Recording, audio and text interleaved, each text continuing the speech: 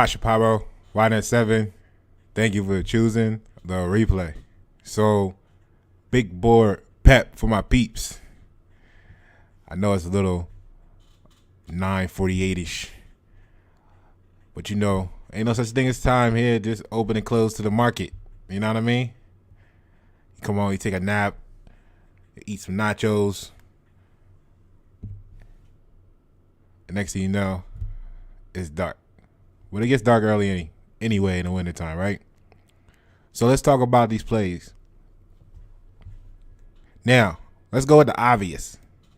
We're gonna start there because it was actually an amazing day today. I hope y'all captured some green in the green, and let's get a big pop tomorrow too. We got stuff moving. Just make sure you protecting your and keeping your risk low, right? All right, so first thing is QS. So it didn't make it. It hit the resistance. It tried and it failed. So it actually closed at 112.50, down $20, right? Which sounds terrible, but if you were in it yesterday all day, there's a couple different ways you want to look at this. And this is for like I said, conversations it gives you stocks. We go over stocks. We talk about strategies and everything. So let's talk about this for a moment, because if you were in it and you're riding it from the whole time, one, you're up, you know what, almost $60 a share, $70 a share at one point. So to lose 20 is a little give back. That's option A. Option B, you got in, you captured some, and it lost, and you still with it, right? Okay. I mean, option B would be you got in sometime during the ride, so you didn't capture the full amount. So maybe you know, that's a little bit more of a absorption for you. All right. Now, here's what I've been saying. It's a great opportunity to showcase why I'm okay with the days I might miss out on a couple dollars. You know what I'm saying? So to speak, because you didn't really miss out on it, right? You can't miss something you never had. But this is a great example of that. So we had a huge capture yesterday. Let's say you had 100 shares, right? So you got 100 shares of the stock. You run up, what, $30-something yesterday, okay? So at close, you sell 85, or right before close, you sell 85 shares. You carry over 15. So now you locked in the profit for 85, and you got 15 out there with some risk. So now if you play it aftermarket and pre-market, you could have maybe took advantage of this in some different ways. So don't count that if you're in there. It's a totally different conversation.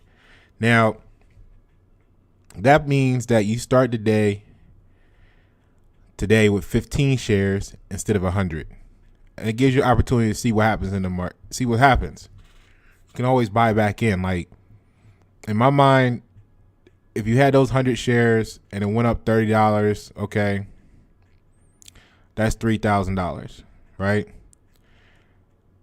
If you sold them yesterday, you locked in $3,000. If you buy in today and you missed $5 or $10, let's say it goes up. Let's say it just keeps going up today, but you sold all your shares, right? So if you buy back in and you miss the first $5, but it goes up another 25, and let's say you buy another 100 shares, well, then that's still 2,500 additional. So together you made 5,500 instead of something like this, right? And this is why I like that, because yeah, you might miss a couple dollars. You might miss that $5. Maybe you don't even jump back in at the 400. Maybe you come in at 10 shares and you're seeing what it does, and it keeps going up, and you buy another 20, and it's going up still, so you buy another 30, 50, whatever you're doing, right? So that's great. I would rather make $1,700 than to be in a position like this. And this was a great opportunity to showcase the benefits, as we've been talking about FOMO lately, the fear of missing out. So if you have the fear of missing out, you got 100 shares, you're up $36, you're letting it ride because you're like, we're going all the way to the top. I'm going to hold on to this. And then you wake up today, and right after the bell, it drops to like $103. Right? So it was probably down at that point. What? Let me see here. Hold on.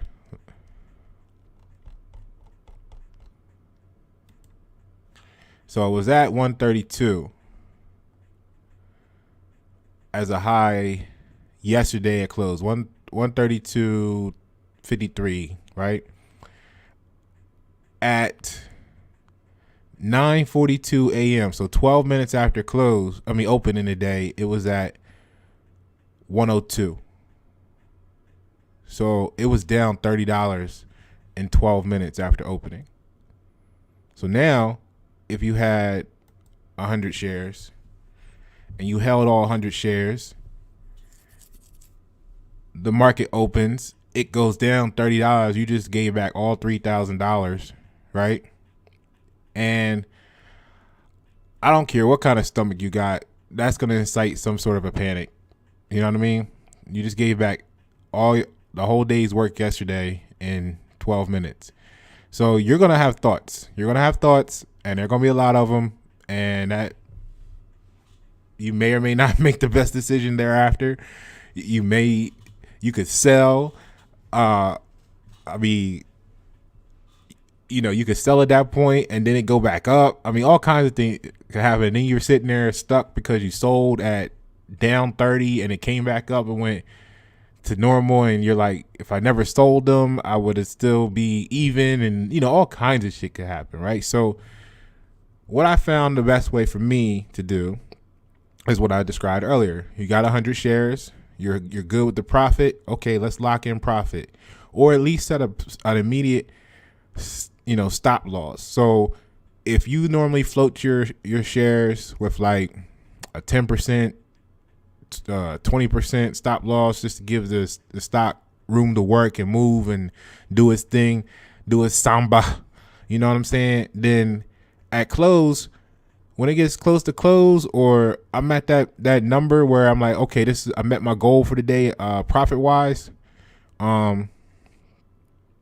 then you might want to reduce that stop loss to like 2% or 1% or 0.5%, because now you already where you want to be. So you need to lock that in, right? So maybe what you do is you got 100 shares and you lock in. Now you tighten up the stop loss to 2% on 85 of them, because even on a normal day, people sell off at the end of the day to lock in their profits. Not everybody, but some. Enough to sometimes affect where you think you're going to close at. So you want to protect what you got. All right. So you can either just sell them out completely, or you can go ahead and tighten up your stop loss once you meet your goal, because you're really not concerned what it does after that. You just want to make sure that you can check, you're in the ballpark of where you want to be for your goal.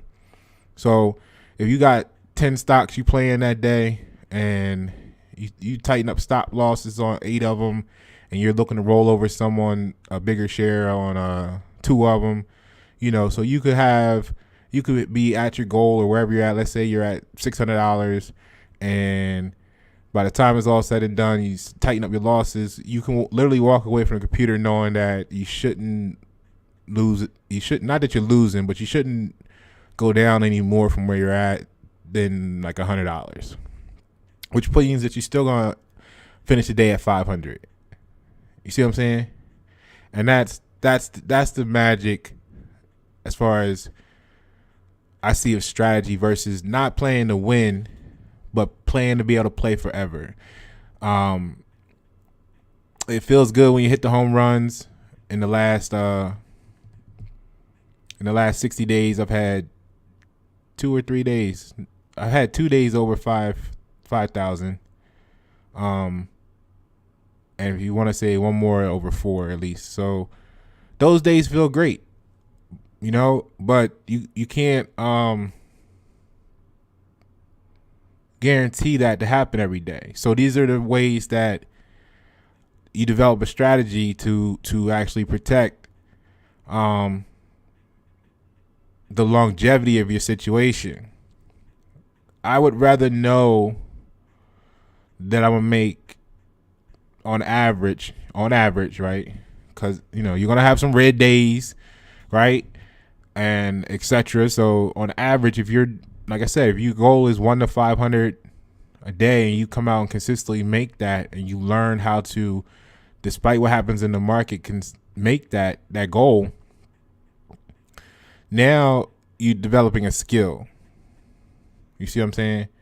And that's clonable. That's duplicatable. That means you can do this daily. You can't get. You're not gonna always find the days.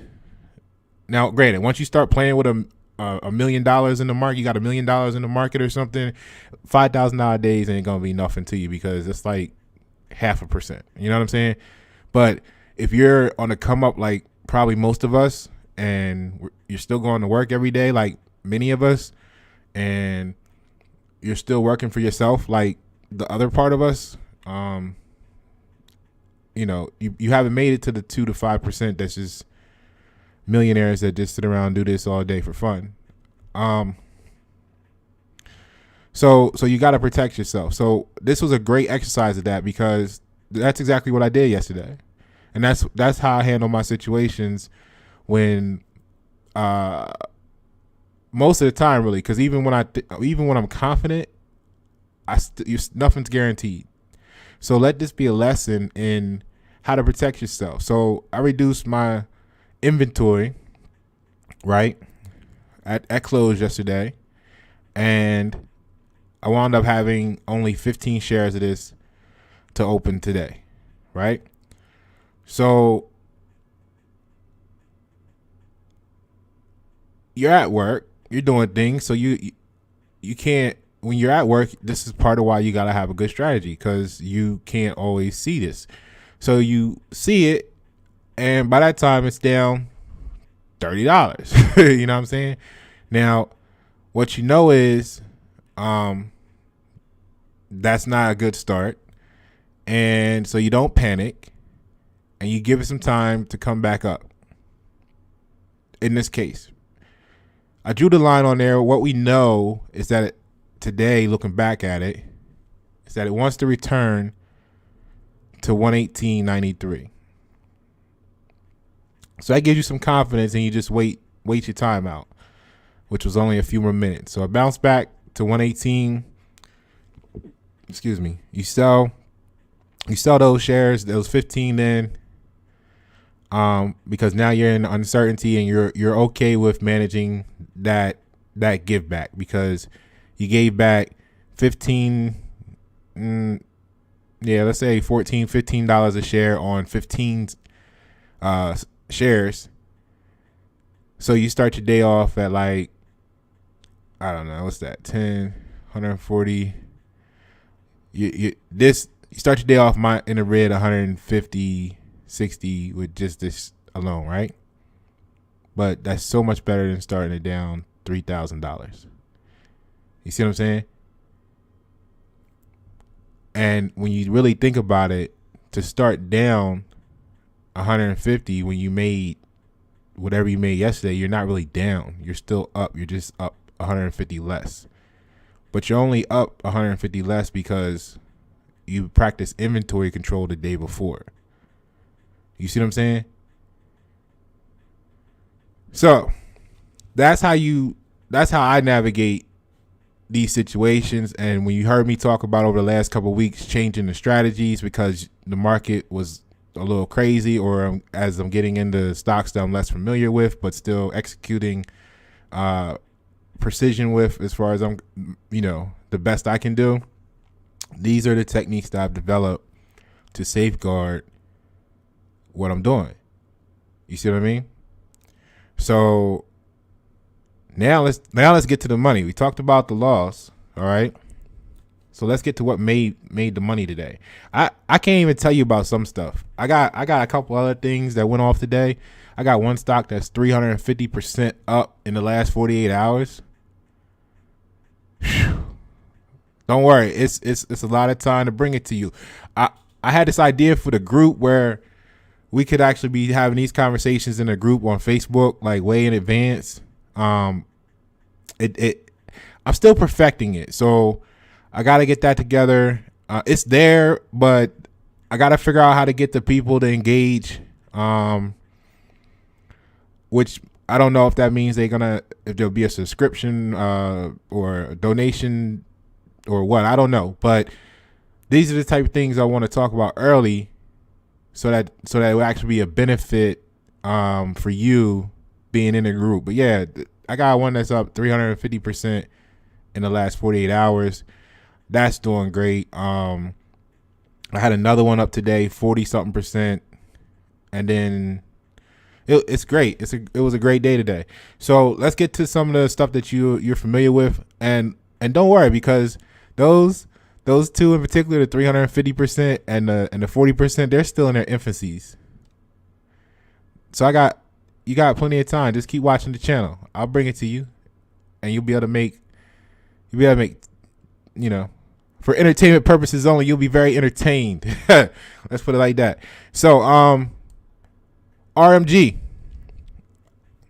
I really enjoy this. See, I like proving myself to myself. You see what I mean? Because I'm only in competition with myself. So I didn't even change the verbiage on this card. I did change I did update the chart, so it's today's chart, because the verbiage was from yesterday. So literally nothing has changed in the verbiage aside from the actual close amount, but that's where we closed yesterday. So I just left it like that so we can have everything in perspective. And I added, I updated the chart, and I added the actual, Google detail from summary. So yesterday it closed at 25.38 with a high of 27.11ish. I said this was a good sign. Closed higher each day as we approached the meeting I even left a typo in there for you guys. On the 28th, on its current path, we should see 33 to 39 a share on the 24th. And it has a good staircase pattern. So let's keep climbing, right? So it actually hit 29, I want to say like 97. It was really close to 30, right? And look at my lines there on that box. It actually crossed over. It sat on there on the top of the yellow box. It dipped back down, and it closed at 28.60 today, which put it up 12.69%. So it was up $3. At one point in the day, it was up $4, and it came back to rest there on that line. And after hours, it was sitting at 29.70. So it's up another $1 after hours. I'm telling you, RMG is the next QS. All right. So I'm expecting a good day with this tomorrow. Tomorrow, I think it's just a short day. I think the market's open. I think it's a short day. 1:30 close, and so a lot of things that will be big are gonna be big, but they're gonna be quick because of the market's close. So we're on our way. $33 to $39 by the 24th. That's tomorrow. We're right on path for that. And to be at let's say $33 to $40, and then go into the meeting on Monday, that's going to be a pretty good situation. So we might even get a bigger run up there. We'll see what happens. All right. So RMG, if you're not already in, take a look at that. But like we said, practice your inventory control. Put your stop losses together, profit locks on. Get tight with it. All right. And then fuel cell energy. All right. So I've been watching this one because since the 18th, they had some information where I think it was with New Jersey, and they were in a contest with New Jersey to correct something or fix something, that what have you, right? Read the article yourself, go find it. So since then, the stock's been starting to creep up, and so it caught my eye, right? So I started to get some detail in there, some position, and then you had a nice little spring on the 21st, and then yesterday you had a pretty good elevation for this particular stock, and then today, so the stock closed today at 1342. So you just add to your position as it continues to go up, like we talked about earlier, and it's steady climb over the last 48 hours. Now it closed at 1342 today, which put it up 25%. It gave back almost 30 cents after hours. So what happened today was Fuel Cell Energy soars 25% as stimulus bill contains provisions for new energy technologies. So the 18th kind of put it on the radar, and then this happened. So it was just a nice domino fall. So Fuel Cell shares soared 25% Wednesday on expectations the company will benefit from the COVID-19 financial assistance bill passed in Congress this week. According to MarketWatch, the stock has steadily been gaining amid news that the economic stimulus bill passed by Congress this week contains provisions for extending tax credits on clean energy technologies such as fuel cells. Bam! And we talked about this. We talked about fuel cell energy back in November. So like it should be on your radar. It should be on your radar. If you're a big board P.E.P, if you're a big board P.E.P looking for the P.E.P, it should be on your radar. So, as you can see there, prior to the 17th, it wasn't even on the screen. It was, you know what I mean? So this has been slowly advancing. I hope you're getting some lock in off of it. At this rate, we'll see 1468 to 1592 tomorrow, possibly with a high of 1677. Sound like the weatherman, huh? Possibly with a high of 1677 and partly cloudy. So and that's only because it's a short day. So if it had a full day, I mean, I would expect those numbers to potentially be even a little higher. But or at least as far as the high, well, anything goes. It could come out tomorrow and go straight to $40. But let's knock on wood with that, right? So. But I think comfortably we should be in the 1468 to 1592 range, pending some graphic charting disaster. Okay. All right. So Pasha Pyro, YNet 7. Thank you for tuning. The replay. Remember you gotta subscribe. You gotta subscribe, because if the stock's doing 350% today, I mean, when I give it to you, it's gonna be ready to run. You see what I'm doing for you with RMG? I gave that to you when it was in the teens. QS is in we're talking about a drop from 130 to $100 a share right now. 2 months after it was in the same position RMG is right now. So you see what I'm doing for you. All right. I know it's value added. Let's see how much you appreciate it. Pasha Pyro, hit the subscribe button, click the notification bell. Don't forget to share it.